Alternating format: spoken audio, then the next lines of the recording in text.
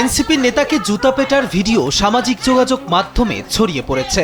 বগুড়া কারিগরি প্রশিক্ষণ কেন্দ্রের নারী শিক্ষার্থী ও শিক্ষিকাদের ফোন করে অশালীন মন্তব্য করা এবং মেসেজ পাঠিয়ে আপত্তিকর কথা বলার অভিযোগ উঠেছে তার বিরুদ্ধে। প্রশিক্ষণ কেন্দ্রের সকল নারী ওই এনসিপি নেতার আচরণে অতিষ্ঠ হয়ে ওঠেন। ফলে ঘটনার দিন তাকে ঘিরে ধরে ভুক্তভোগী নারীরা।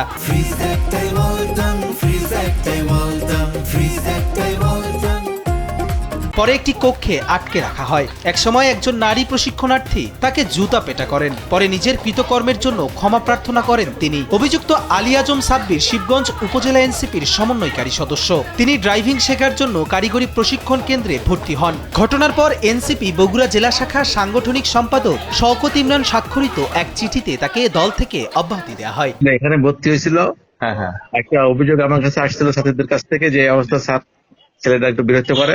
আমি এটা কমিটি করে দিচ্ছি। কমিটির প্রেক্ষিতে মনে করেন যে এই আগামী 1 তারিখে বহিষ্কার হয়ে যাবে, চিঠিপত্র হয়ে যাবে। ঠিক আছে, ছুটির কারণে করতে পারছি না, আইনানুগ জটিলতা এমন হলে। ঠিক আছে, আমি জানতেই পেরেছি অফিস বন্ধ হওয়ার কয়েক ঘন্টা আগে। এত সিদ্ধান্ত নিতে পারি না। আচ্ছা, 1 তারিখে অভিযান থেকে বহিষ্কার অর্ডার হয়ে যাবে ভাই। এ বিষয়ে কথা বলতে অভিযুক্ত আলী আজম সাব্বিরের সাথে যোগাযোগ করা হলে তার মুঠোফোনটি বন্ধ পাওয়া যায়।